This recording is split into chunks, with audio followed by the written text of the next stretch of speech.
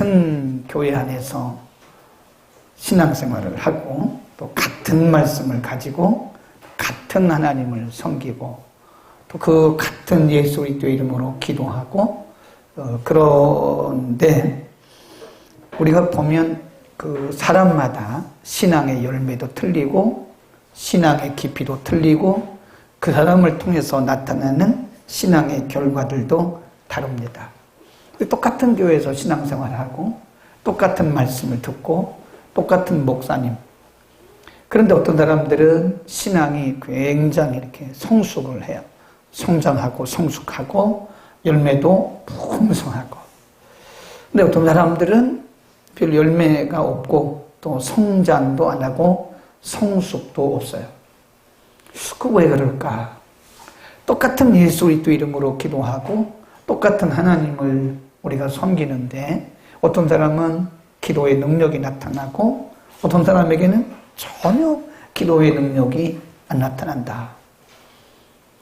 그럼 하나님의 문제가 있는가? 그러면 말씀이 문제인가? 뭐가 문제인가? 엄밀히 보면 이 신앙이라고 하는 것은 철저하게 개인적입니다. 우리가 이 공동체라고 하는 이 교회 공동체 안에서 함께 가는 것 같지만 하나님과의 관계는 철저하게 개인적입니다. 1대1의 관계예요. 그래서 그 개인의 심령에 따라서 신앙이 성장하기도 하고 성숙하기도 하고 열매가 있기도 하고 전혀 열매가 없기도 하고. 우리가 마태복음 13장에 보면 예수님이 씨 뿌리는 비유를 말씀하셨어요. 어떤 사람이 가서 씨를, 똑같은 사람이에요. 똑같은 종류의 씨입니다. 씨를 뿌렸는데 어떤 씨는 길가에 떨어지고 어떤 씨는 돌짝밭에 떨어지고 어떤 씨는 가시덤불 속에 떨어지고 어떤 씨는 옥토에 떨어졌다. 그런데 거기 보면 길가에 떨어진 씨는요, 지나가던 새들이 와서 먹어버렸어요. 돌짝밭에 떨어진 씨는 떨어지기는 떨어졌는데 뿌리를 깊이 내리지 못하기 때문에 이 비바람이 불어오니까 나무 자체가 그냥 꼽혀 그랬어요. 전혀 열매가 없지요. 가시덤불 속에 떨어진 씨는 자라기는 자라는데 옆에 있는 가시덤불들이 다 가리워가지고 열매를 맺지 못해요. 근데 딱 네 번째 말씀한 옥토란 말은 잘 이렇게 갈아엎어진, 잘 이렇게 다독거려진 옥토에 떨어진 씨는 거기 30배, 60배, 100배 결실을 했다. 근데 거기 씨는 말씀이고요. 그 다음에 밭은 우리의 마음입니다. 그러니까 하나님이 문제가 아니에요. 말씀도 문제가 아닙니다. 교회도 문제가 아니고요. 목사도 문제가 아닙니다. 결론적으로 말하면 결국 문제는 나예요. 왜 이렇게 신앙 성장이 안 되느냐? 그건 나예요, 나. 내 마음밭이 그럴 수 있는 거예요. 내가 왜 똑같은 하나님을 믿고 똑같은 말씀을 가지고 신앙생활 하는데 내게는 왜 하나님의 임재라든지 하나님의 능력이라든지 말씀 같은 그런 어떤 영적인 경험들이 내게는 없는가? 그건 결국은 내 마음밭이죠. 내 마음이 길가든지 아니면 내 마음밭이 돌짝밭이든지 아니면 내 마음밭이 가시덤불이든지. 우리 지체들 가운데 보면요, 유독 성령의 임재를 잘 느끼는 분들이 있어요. 똑같이 신앙생활하는 거예요. 물론 하나님이 주신 은사가 다를 수도 있지만 은사, 아무리 우리에게 은사 주셔도요, 우리 마음밭이 준비 안 되면 은사는 제대로 열매를 맺지 못합니다. 그 은사가 아니에요. 은사 때문에 그런 게 아니에요. 결국은 우리 자신의 마음의 문제다. 하나님의 말씀을 받아들이는 나의 문제고 하나님을 향해서 나아가는 나의 문제고 기도하는 나의 문제다 이거예요. 어떤 사람은 기도를 그저 30분만 해도 능력이 나타나는데 어떤 사람은 밤새도록 기도해도 왜 아무런 능력이 안 나타나나. 물론 그것은 하나님이 보시기에 하나님이 응답자이시기 때문에 하나님의 마음이에요. 그러나 하나님 우리의 응답 주실 때도 우리의 마음을 따라서 응답을 주시는 거다. 하나님의 능력도 마찬가지입니다. 하나님의 능력도요, 하나님의 문제가 있는 게 아니에요. 하나님의 능력도 어떤 사람들에게는 굉장히 능력이 나타. 아까 우리 그 혈루증 여인 얘기했잖아요. 아니 뭐 그 이스라엘 땅에 혈루증 여인이 그 하나밖에 있나요? 하나밖에 없었나요? 혈루증 여인이 그 여인 말고도 많아요. 12회 혈루증 앓은 여인을 성경이 기록하고 있는데 어쩌면 5년 동안 혈루증 앓았던 여인, 어떤 여인들은 뭐 13년, 어떤 여인은 20년, 어쩌면 평생을 혈루증으로 앓았던 여인도 있을 거란 말이에요. 근데 왜 그 유독히 그 여인만 왜 고침을 받았느냐 이거예요. 예수님 당시에 뭐 눈 안 보이는 시각장애인이 한둘이었나요? 근데 모든 시각장애인이 다 눈을 뜬 건 아니에요. 예수님 당시에 나병 환자가 한둘이었나요? 모든 나병 환자가 다 고침받은 건 아니에요. 다리를 저는 사람이 예수님 당시에 한둘이었어요. 근데 모든 다리 저는 사람들이 고침받은 건 아니에요. 거기 보면 예수님 앞에 나왔던 자, 예수님 앞에 나왔어도 예수님을 향해서 그 혈루증 여인처럼 내가 예수님의 옷자락에라도 손을 대면 낫겠다고 하는 그런 믿음을 가진 사람들은 다 고침받은 거예요. 아멘. 우리 한번 보겠습니다. 마태복음에 보면 분명히 말씀을 하고 있어요. 14장 36절입니다.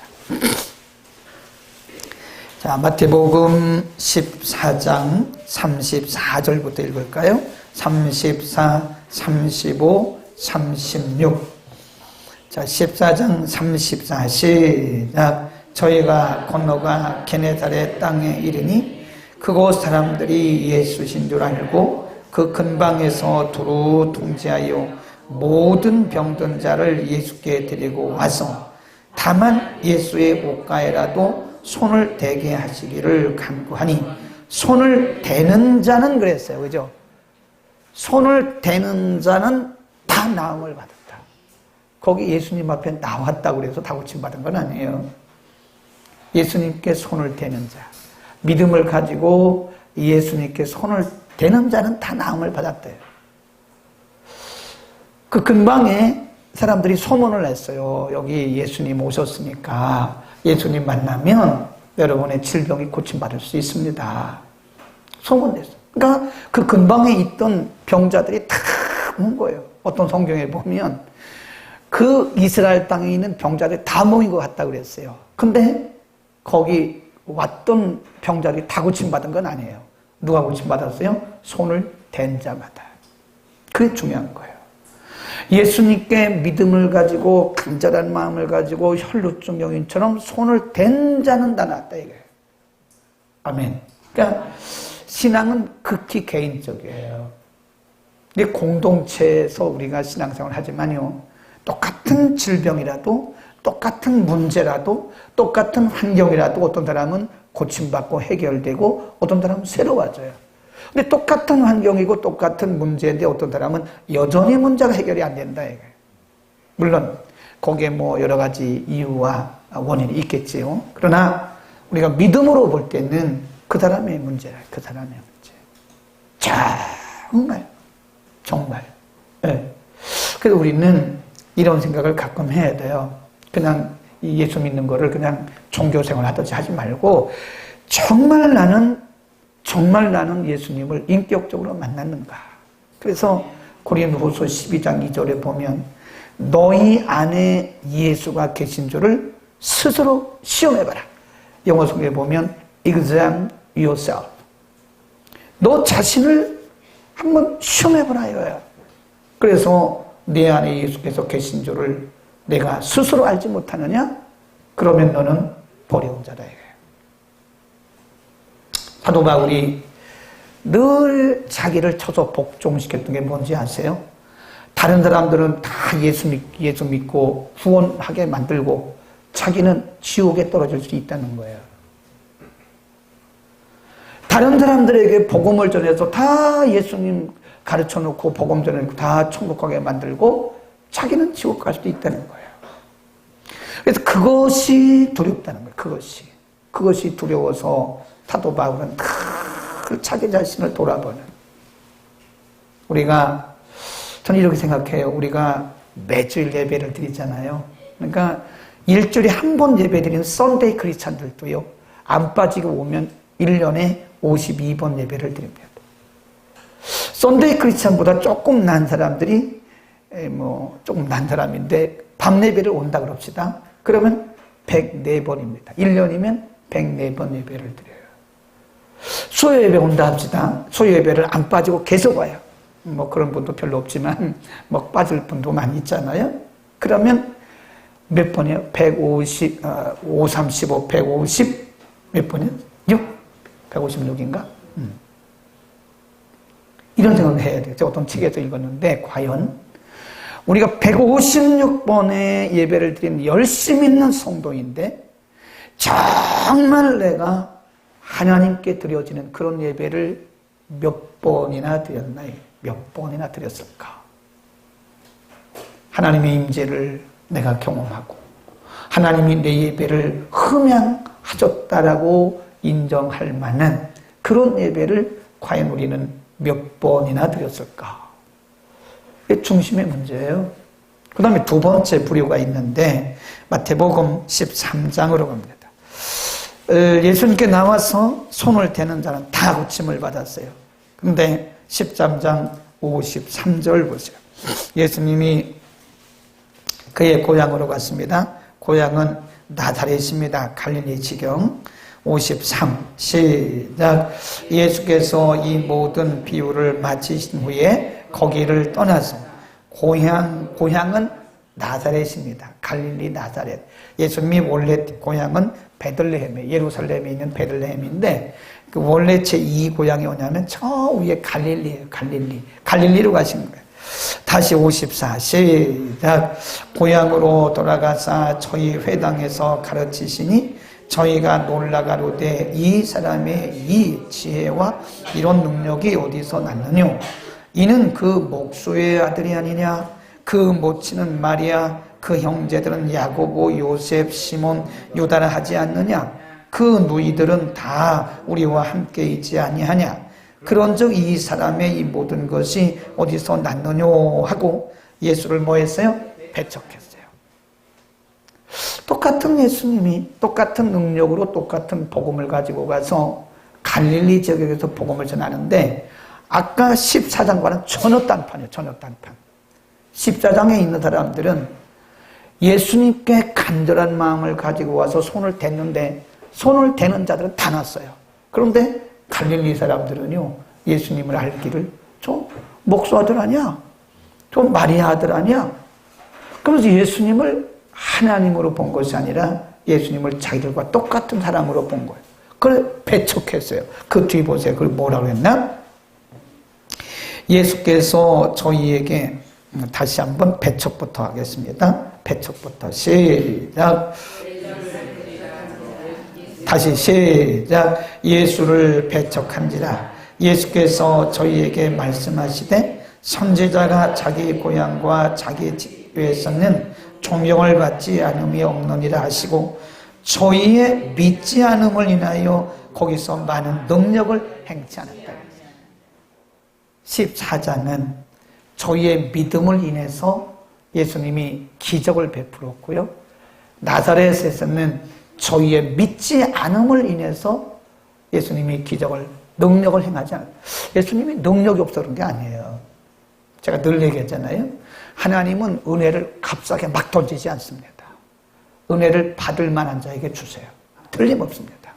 구원은 누구든지 예수를 구주로 영접하면 하나님의 은혜로 구원받는 거예요. 근데 하나님 우리를 축복하시고 능력 주시고 이런 거는요, 내가 원치 않을 때 하나님 안 주세요. 안 주십니다.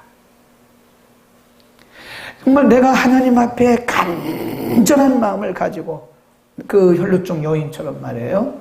내가 예수님의 옷에 손가락만 대도 옷자락만 만져도 낫겠다고 하는 그런 간절한 마음을 가지고 오는 자에게는 예수님의 안목이, 예수님의 시선이 거기 집중이 돼요. 그런데 뭐 고쳐도 되고 안 고쳐도 되고 뭐 하나님이 축복을 하셔도 되고 안 하셔도 되고 뭐 나는 뭐 괜찮아. 거의 그 정도 갖고는 안 된다는 거예요. 그리고 말씀을 이렇게 뱉어요. 어떤 사람들은 말씀을 쫙쫙 빨아들여요. 흡수를 합니다. 이게 우리가 그 보면 면이 이게 물을 떨어뜨리고 면을 올려놓잖아요.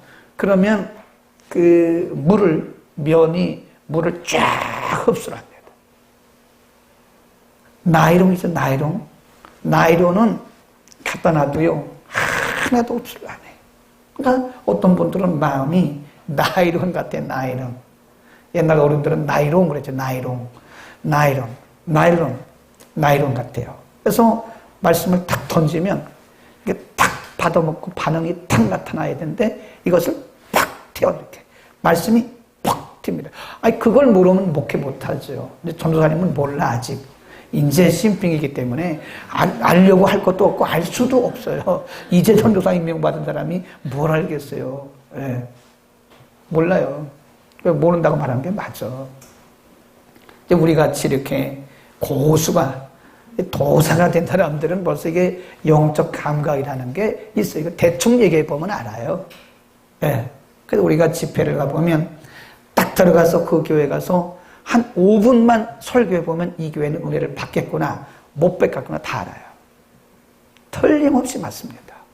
예상은 이 교회는 이거 은혜 못 받겠네. 이 교회는 은혜 받겠네. 그 은혜 받겠다고 예상하고 간 교회는 틀림없이 은혜 받습니다. 근데 어떤 교회를 가든지요, 말씀을 뱉는 사람들이 꼭 있습니다. 이렇게 말씀을 뱉어요. 이렇게 탁 뱉어.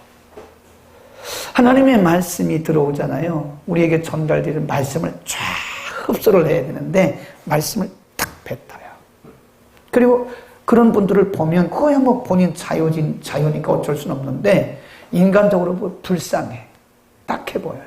저분들은 이 소중한 시간에 교회 와가지고 왜 은혜를 못 받고 그냥 가냐 이거예요. 이 소중한 시간에 남들은 다 편히 쉬는 그 시간에 쉬지도 못하고 교회에 왔으면서 왜 은혜를 못 받고 저렇게 빈손으로 갈까? 밥만 먹고. 문제가 하나님의 은혜로 해결되는 사람이 있어요. 근데 어떤 사람은 그 문제 해결이 안 되더라고. 그거는 하나님이 사람을 차별하는 게 아니에요. 우리 속에 지금 마태복음 14장에 있는 이 사람들, 예수님의 손을 대는 자, 뭘로? 믿음으로 손을 대는 자. 근데 갈릴리 나사렛에 갔을 때 예수님이 참 기가 막힌 거예요. 그들에게 복음 전하고 그들을 고쳐주고 그들의 문제를 해결해 주려고 오셨는데 이 사람들이 다 예수님을 인간적으로 보는 거예요. 그럼 다 예수님을 배척해. 그러니까 다른 마가복음에 보면 누가복음에 뭐라고 했냐면 그들의 믿지 않음을 이상히 여기셨더라 그랬어요. 오늘 마태복음엔 뭐예요? 믿지 않음을 인하여 능력을 행하지 않았다 그랬어요. 그러니까 중요한 것은 우리예요. 그래서 호세아서 이런 말씀이 있습니다. 호세아서 10장으로 갑니다. 호세아서 10장 12절. 그래서 호세아 선지자를 통해서 이렇게 말씀하셨어요. 호세아 10장 12절. 너희가 시작. 너희가 자기를 위하여 의를 심고 긍휼을 거두라. 지금이 곧 찾을 때니 만날 때니 너희 뭘 가르라고요? 묵은 땅을. 묵은 땅은 우리의 마음밭을 얘기하는 거예요. 굳어진 땅. 너희의 묵은 땅을 기경하라. 마침내 여호와께서 임하소서 의를 빛처럼 너희에게 나타낼 것이다. 하나님의 은혜가 우리 가운데 빛처럼 내리기 위해서는 우리의 마음밭이 기경돼야 됩니다. 그러니까 예수님이 마태복음 13장에서 씨 뿌리는 비유를 말씀하시면서 길가 딱딱하게 굳어진 그런 마음밭에서는요, 하나님의 능력도 안 나타나고, 그런 마음밭을 가지고 있을 때는 말씀의 능력도 안 나타나고, 기도해도 그 기도가 응답이 되지 않는다는 거예요. 이게 중요한 거는 우리의 마음이 다시 기경돼야 됩니다. 마음밭을 막 갈아야 돼요. 옥토가 돼야 돼요, 옥토. 우리의 마음밭이 갈아엎어지면 우리는 어디서나 은혜를 받습니다. 혼자 성경 읽다가 하나님의 임재를 느낀다니까요. 네, 뭐 특별히 기도할 것도 없어요. 어디 뭐 능력이 있는 사람 따라갈 것도 없어요. 찾아갈 것도 없어요. 다 그 사람, 내가 보니까요, 다 그 교회가 그 교회고 그 사람이 그 사람입니다. 문제는 나입니다, 나. 아멘. 아멘 한 사람이 두 사람이 있는데, 아멘.